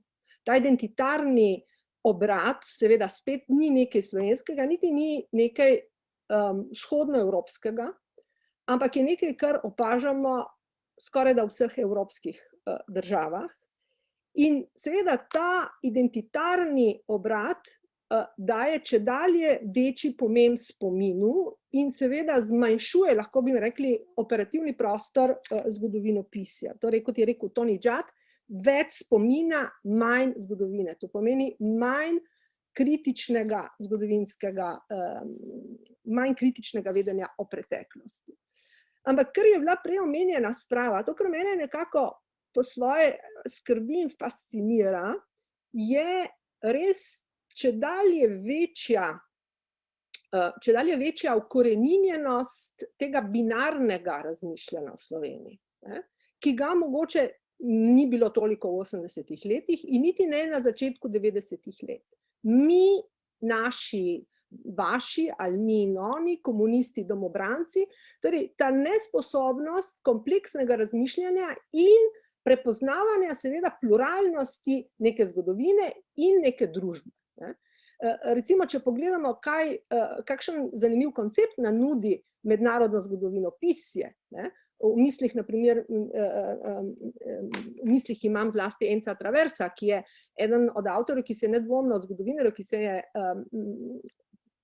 ki se desetletja posveča razmišljanju o totalitarizmih, nenazadnje je napisal izredno pomembno knjigo tudi o evropski državljanski vojni, in v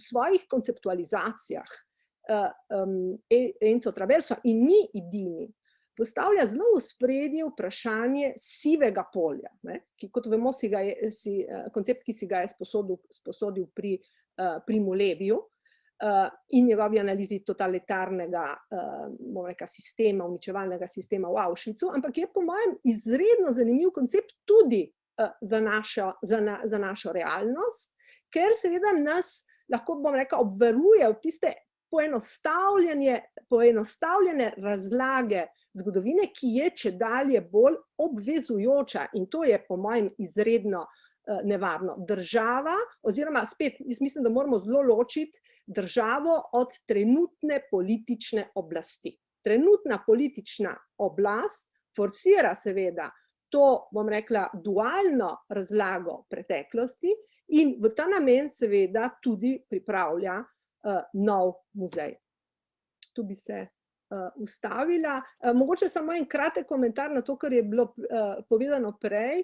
Jaz se absolutno strinjam z Rokom, da so to neverjetni izzivi, ampak vendarle v zvezi pač z širjenjem zgodovinskega znanja po novih medijih in tako naprej, ampak da velja o njih razmisliti, predvsem pa velja, ko mi pišemo, dejansko spreminjati modulacijo našega pisanja oziroma znati nagovoriti z različnimi stili, slogi različne publike. Jaz mislim, da se to da.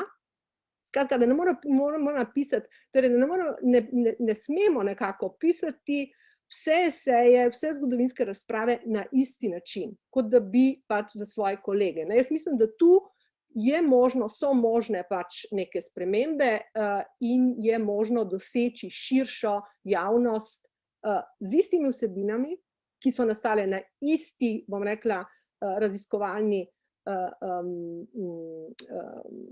način, ampak ki pa nagovorijo z različnim slogom različne segmente družbe.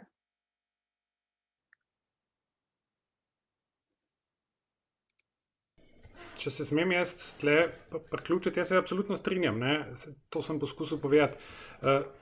Tukaj je treba poskušati, absolutno je treba poskušati, samo pač treba se je pa zavedati omejitev, ki tukaj so. Če poskušamo na napačne načine, bomo včasih ostali brez učinka ali pa bodo ti učinki celo kontraproduktivni.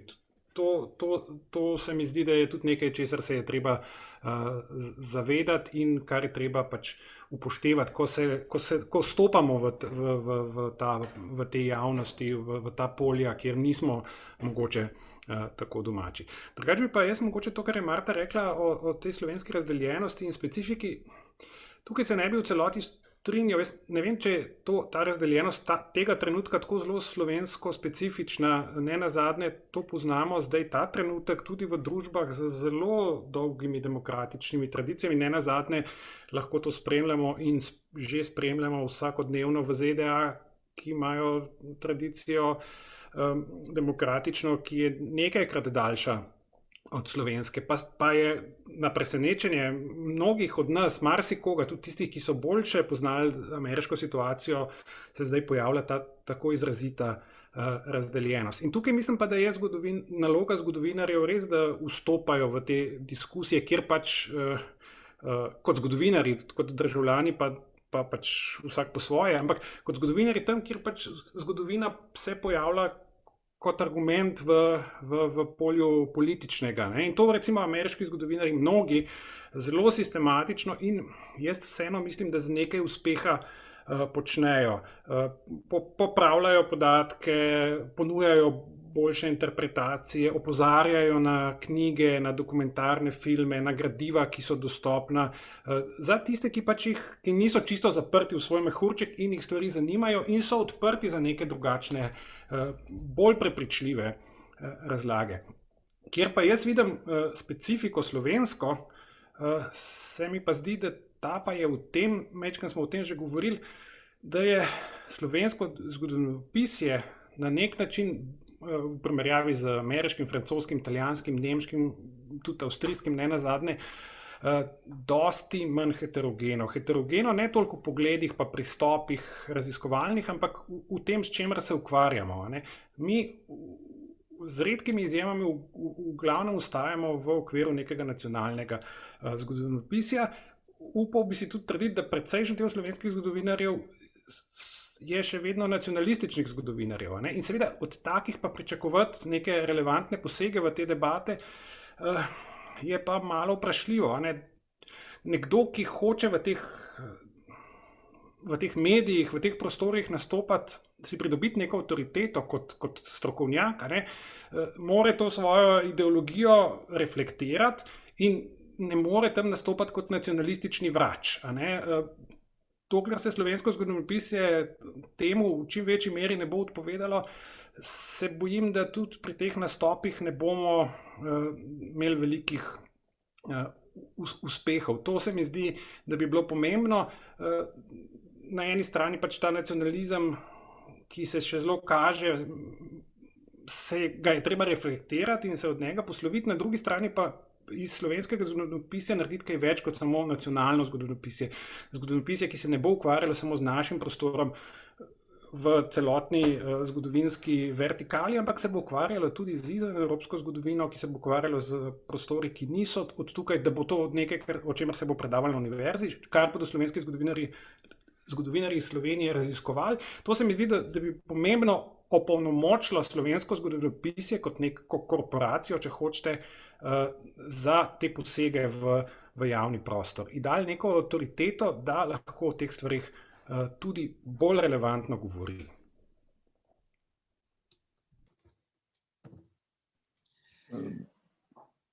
Izvoli, Sašo, ti potrebuješ. Torej, v prosti roki, ampak zdi se mi pa, da označevati slovensko zgodovinopisje kot nacionalistično zgodovinopisje v večini ali pa čez palec in na splošno se mi zdi pa omalovažujoče. Torej, jaz mislim, da večina slovenskih zgodovinarjev, torej tistih najboljših ali pa imamo, torej, ali pa tistih, ki so po inštitutih, na univerzi, niso nacionalistični zgodovinopisci, da se ukvarjajo, ni to nacionalistično zgodovinopisje, da se ukvarjajo z temami, recimo, ki so, ali pa z gradivom tega prostora in s temami tega prostora, ampak to delujejo, mislim, da delujejo, torej te teme nagovarjajo, do njih pristopajo in njihova spoznanja vsekakor niso omejena in relevantna samo za ta prostor, ampak so pravzaprav torej tudi povsem relevantna za neko občo, univerzalno zgodovinopisje in tudi nenazadnje ti zgodovinarji so pravzaprav vsi tudi vpeti v mednarodne znanstvene kroge in tako da jaz mislim, da je ta ocena malo omalovažujoče. Druga stvar pa, torej zdaj sklicevanje na demokratične tradicije, absolutno, jaz seveda, kot sem prej rekel, da je zaveza, mislim, da družbena zaveza zgodovinopisja in sicer znanosti tudi k demokratičnosti. Ampak demokratičnost, poslušajte, demokratičnost je ustavna norma in ustavna forma, v nobeni državi na svetu pa ni doživeta realnost. Torej, Amerika, poslušajte, to so vse, tako v politični teoriji se temu reče mixed constitution, torej mešana ustava. Če pogledamo v realno, torej, in govoriti o demokracijah, o živetih demokracijah, to pa je res, to pa je postresnično. Resničnost je pa taka, da so z trezno politično analizo lahko te politične skupnosti vidimo samo kot cepljenke med demokratičnimi deklariranimi principi, ki jih te skupnosti jim sledijo, in hkrati povsem oligarhično vlado. Povsem oligarhičnimi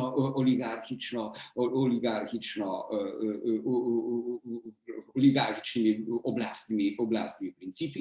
In to je v zadnjem letu ali v zadnjem letu in pol, odkar imamo to pandemično situacijo, se razgalilo in razgalilo v polni meri ali pa razkrilo v polni meri. In zato tega tudi ni mogoče več tajiti, tega tudi ni mogoče skrivati in ta identitarni obrat, ki se je zgodil tudi zaradi gneva ljudi ob tem dejstvu. Razkorak med ustavno normo ali pa civilizacijsko normo in živeto stvarnostjo je velik in je tudi očiten. Tako da, in tudi to si moramo ozavestiti. Tudi to si moramo zavestiti. In pa še tretja stvar, recimo sprava ali pa te teme, jaz mislim, da to ni zgodovinopisni problem. To je oblastni problem, to je politični problem, ki pa je zgodovinopisju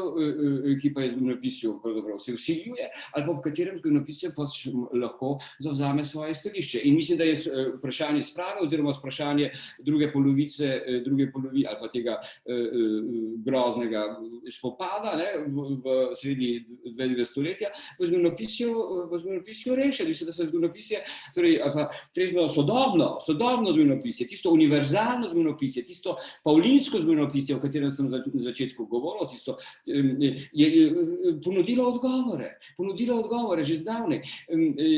Vprašanje pa je, seveda pa to ni ponudilo na ta način, da bi bilo to oblastno ali pa politično sprejemljivo, ali pa oblastno in politično sprejemljivo. Ampak to ni zgodovinopisni problem, to je oblastni problem. In če vstopate pa v oblastno polje, pa politično polje, tam pa seveda morate pa sleči tudi rokavice. Jasno, seveda. Ja, zelo na kratko. Torej, jaz mislim, da mi seveda lahko razpravljamo o tem, koliko je slovensko zgodovinopisje nacionalistično ali ni. Problem je v tem, da je raziskovalna politika etnocentrična. Mi se s tem soočamo. Mi moramo vse to, o čemer je govoril Sašo, o tem našem mednarodnem angažmaju, v bistvu prikriti pod slovensko zgodovino. Torej, ne bomo dobili denarja, da raziskujemo nekaj na Češkem ali v Srbiji ali pač v Avstraliji ali kjer drugje. To je ta problem. Ta debata se je odprla na začetku 90. let. Jaz sem bil na nekaj takih sestankih. Zavračano je bilo vse v zvezi z Jugoslavijo, recimo pobuda, da bi ustanovili inštitut, ki bi se s tem ukvarjal, pa ta je bila še megalomanska. Spomnim se enega znanega zgodovinarja, ki je rekel, mi smo sedaj država in se nam tudi z manjšinami ni več treba ukvarjati. To je prišlo iz naše stroke. Se pravi, to je problem, ki se je potem prinesel v raziskovalno politiko, ki takrat še ni bila definirana in danes nosimo posledice. Drugo, kar zadeva spomin, to, kar je začela Marta. Poglejte, jaz sem sodeloval mnogo let pri slovenskem javnem mnenju, ki se je ukvarjalo z nekimi z odnosom Slovencev do zgodovine, spoznavanjem zgodovinskih osebnosti. Zdaj že nekaj let tega ni več. Ampak takrat, to je bilo tam nekje do leta 2000, morda še malo čez, smo mi prišli do ugotovitev, da se oblikovanje zgodovinske zavesti gre po teh točkah. Na prvi točki je osebna in družinska izkušnja. Na drugi je politika, na tretji so mediji, takrat še ni bilo socialnih medijev, in šele na četrti smo torej mi, recimo šole, učbeniki in tako naprej. Jaz mislim, da se to v svojem bistvu ni nič spremenilo. Spremenilo se je toliko, da so socialni mediji morda prišli na prvo mesto ali pa skupaj recimo s to osebno in družinsko izkušnjo. In čisto za konec še, ker ta debat, Sašo je zapeljal to debato, kar je sicer zelo v redu, v neko širšo diskusijo, jaz bi rekel tako, glejte, zgodovina sama po sebi boljše družbe ne more ustvariti. Še več, zgodovina ali zgodovinopis je samo po sebi še okolja, v katerem bi bil naš napor cenjen in naš napor temelji na dolgoletnem šolanju in še daljšem raziskovanju, mi še tega okolja ne moremo ustvariti, vsaj nas sami. Torej, mi lahko na oblikovanje zgodovinske zavesti, odnos do zgodovinopisja vplivamo zelo malo ali nič, če se sama družba ne bo spremenila. Torej, družbo pa mi sami ne moremo spremeniti.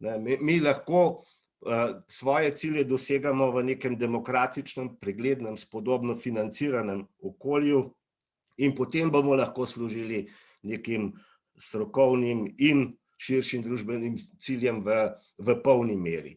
Saj ne, da tega zdaj ne počnemo, ampak ne moramo pa niti približno v polni meri.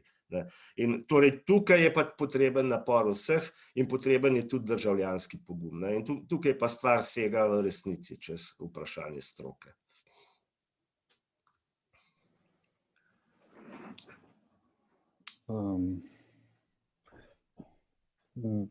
Rok, mislim, da sem videl. Ja, en stavek samo v zvezi z nacionalističnim zgodovinopisom. Jaz nisem rekel, da so kar vsi slovenski zgodovinarji nacionalisti ali pa da jih je velika večina. Rekel sem pa, da je en pomemben del in pri tej trditvi pa kar vztrajam in se mi zdi, da je to slabo za slovensko zgodovinopisje.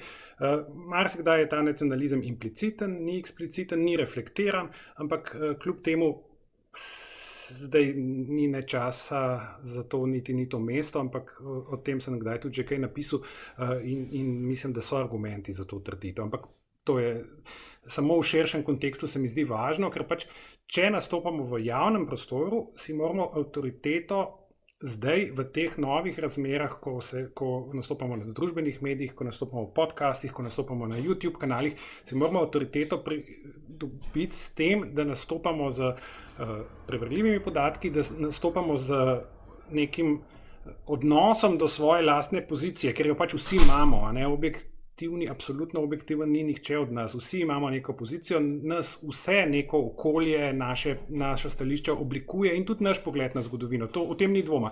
Ampak to je pač potrebno reflektirati in do tega se je treba nekako opredeliti, ko vstopamo v ta prostor, če si želimo pridobiti možnost, da nas bo širša publika poslušala. To, kar je včasih zagotavljala neka avtoriteta akademika, izobraženca, profesorja, saj do neke mere vnaprej, tega zdaj v teh prostorih v resnici še enkrat ni. In zato si je to avtoriteto treba pridobiti. In to avtoriteto si pa pridobiš samo z, po moje, samo z zelo enim samokritičnim odnosom, se pravi odnosom, ki je kritičen do sebe, do tega, kar govoriš, do tega, kar poskušaš na nek način povedati publiki, ki te posluša. Zato se mi zdi to vredno omembe in zato je to nekaj, kar bi moralo naše zgodovinopisje, po moje, vsak od nas in vsi skupaj reflektirati.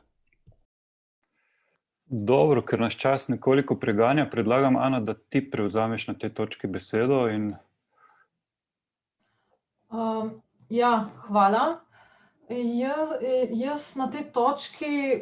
bi na tej točki želela samo še na kratko predstaviti, kako na tovrstne debate in kako na tovrstna vprašanja odgovarja mlajša generacija zgodovinarjev in zgodovinark, se pravi naši študenti in študentke. Bom poskušala biti čim krajša, glede na to, da smo že prekoračili to 2. uro. Samo da pokažem PowerPoint, pa mi bo Jernej potrdil, če se vidi, se pravi PowerPoint prezentacija. Se vidi. Ok, hvala. Se pravi, zanimalo nas je mnenje študentk in študentov zgodovine na našem oddelku. Pri tem so nam pomagali predstavniki in predstavnice študentov in študentk, Tamara Šterk, Erik Sever, Karin Gradišnik, katerim se še enkrat lepo zahvaljujem. Bom zelo hitro povzela, torej odgovori so bili esejske narave, tako da težko podam rezultate v neki številčni obliki. Anketo je rešilo 15 študentov, kot vidite tukaj tudi na predstavitvi, od tega pač nekaj iz prve in nekaj iz druge stopnje. Vprašanje torej je, če je anketa reprezentativna za našo celotno študentsko telo, študentsko populacijo, glede na razmeroma nizko udeležbo. Mogoče pa je do neke mere povedan ta molk, dejstvo, da se toliko študentov in študentk vendarle ni odzvalo, in tu se lahko vprašamo kot pedagogi, zakaj. Karin Gradišnik, predstavnica študentk in študentov, pravi, da bi lahko bilo odgovorov še več, vendar naj bi po pogovoru študenti ugotovila, da si marsikdo o tej tematiki tudi ne upa izraziti svojega mnenja, ker je vendarle precej kočljiva tema in da tudi študenti čutijo, da o tem nimajo dovolj znanja oziroma izkušenj. Malo, Marta se poslavlja. Hvala za vključitev v debato in za odlične odgovore, da na tem mestu prekinem in mislim, da bo odzivov še veliko, tako da lep pozdrav, Marta, in hvala še enkrat za vse. Potem, če morda nadaljujem, tisti, ki so se odločili odgovarjati, pa so o tem dobro premislili, napisali tudi razmeroma dolge odgovore. Še četi prihajajo. So napisali kar precej dolge odgovore, ki pa so po moji oceni homogeni, tako da tu se spet vračajo k tisti debati o homogenosti slovenskega historiografskega prostora, ki smo jo načeli predhodno. Odgovori so tudi večinoma abstraktni, le nekateri se navezujejo na konkretne, aktualne politične tematike ali specifične vsebine, čeprav bi sami ti dve zastavljeni vprašanji, ti dve vprašanji sta isti kot v primeru na okrogli mizi, lahko vodili v tovrstne odgovore. In celo beseda, recimo politični revizionizem, je neposredno omenjena samo v enem od odgovorov, čeprav smo danes tudi o tem razpravljali. Nekoliko bolj pogosto se v odgovorih študentk in študentov pojavlja pač ta debata, to razumevanje nacionalne zgodovine in večina jih nasprotuje tem mitiziranim pripovedim v tem smislu. Zanimivo pa ni omemb besede sprava v odgovorih, ni neposrednih navezav na drugo svetovno vojno, skoraj nihče ne omeni socializma ali tudi recimo obmejnih vprašanj. Nekateri pričakovano opozarjajo na to, da je poklicno zgodovinopisje oziroma da so humanistične vede nasploh v družbi premalo cenjene, a se hkrati zavedajo pogoste, na drugi strani instrumentalizacije zgodovinopisja v politične namene. Opozarjajo na potrebo po objektivnosti, čustveni distanci, neodvisnosti v odnosu do politike in splošnega javnega mnenja. Od zgodovinarjev in zgodovinar pričakujejo, da ohranjajo politično nevtralnost in ne podajajo moralnih sodb, čeprav smo ponovno v debati tudi strani Sašota poslušali o tem, se pravi o tem moralnem vrednotenju strani zgodovinarjev. Hkrati pa študenti in študentke od zgodovinopisja želijo, da aktivno posega v javne razprave, tudi na primer o spominu.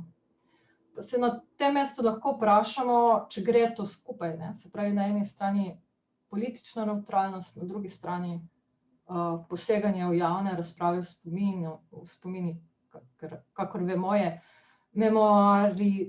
memorializacija zgodovine vselej tudi nekakšna moralizacija.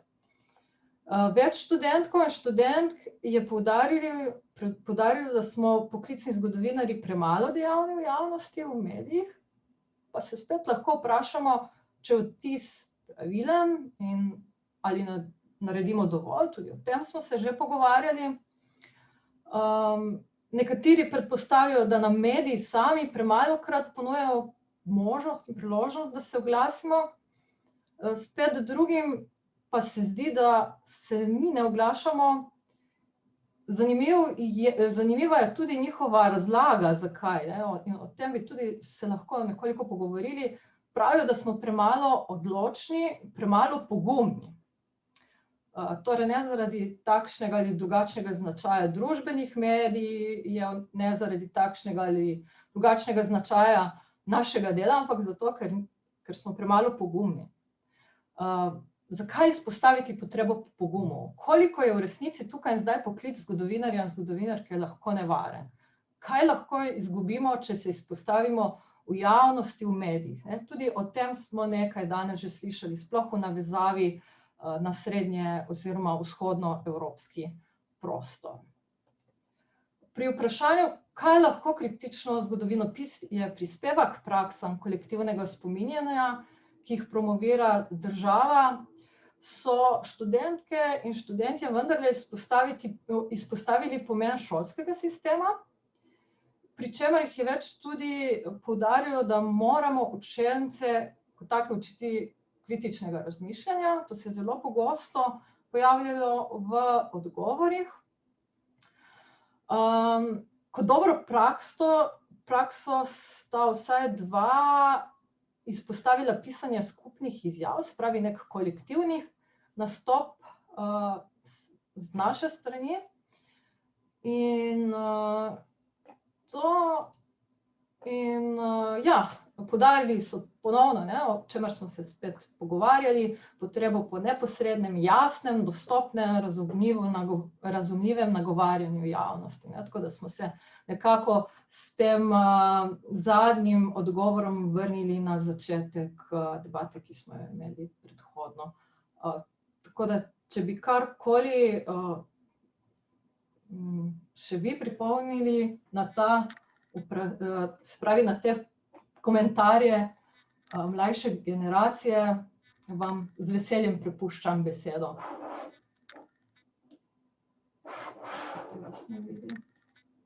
Bi se kdo odzval?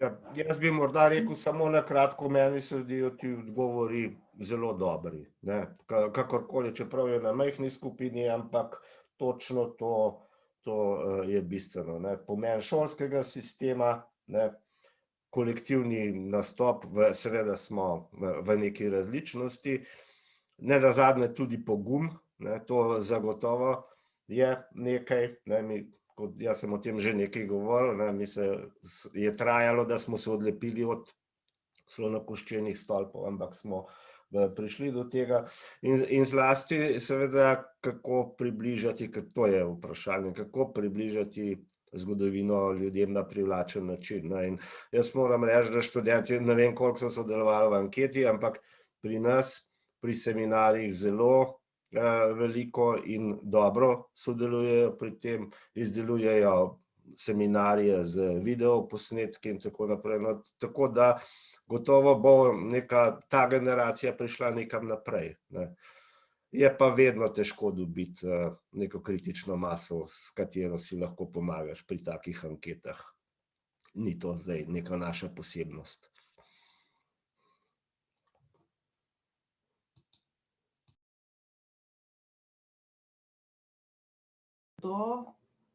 Kakšen komentar, mnenje o povedanem? Bi se morda vključil kdo iz publike v debato, tudi v navezavi na predhodna izvajanja? Ker nekako do te točke nismo prepustili besede drugim.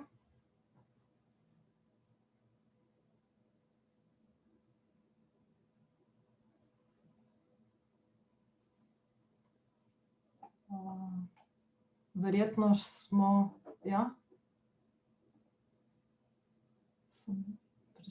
Bi mogoče, zdaj ne vem, koliko je smiselno, da v eter spustimo vprašanja, ki so prihajala s strani publike na YouTubu, ker smo že nekako prišli v...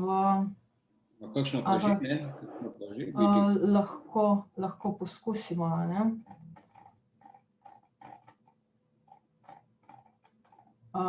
Spravi, eno od vprašanj se je glasilo, kako se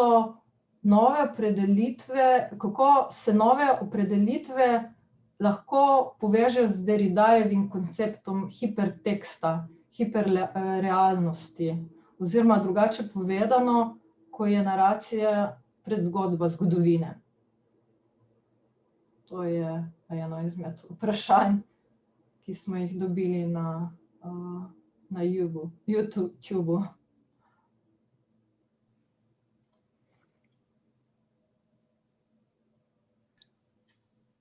A hočeš ponoviti to vprašanje, prosim?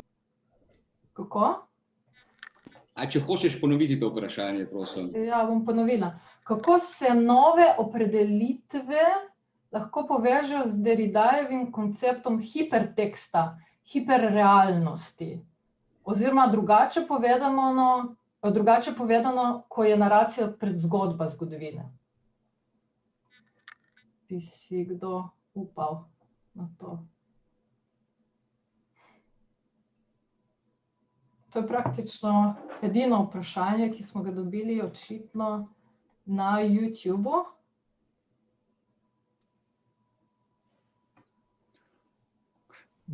Mogoče, izvoli.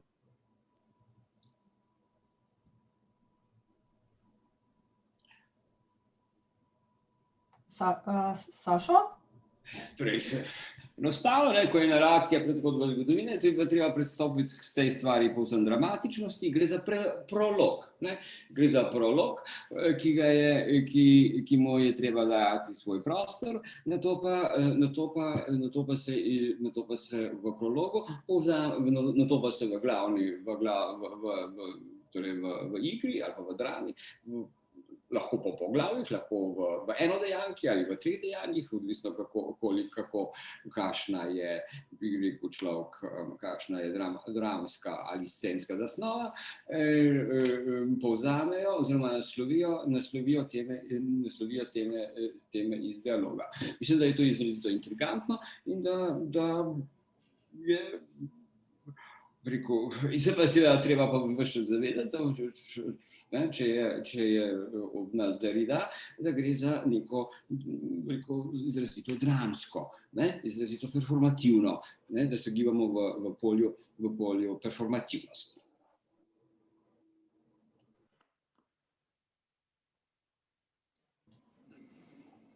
Okay.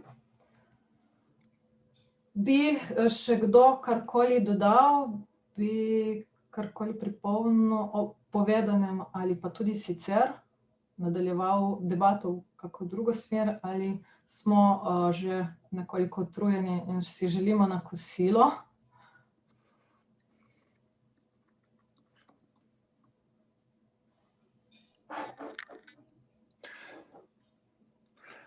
No, debata je na vsak način bila iskriva, tehtna in poučna in mislim, da po 2 urah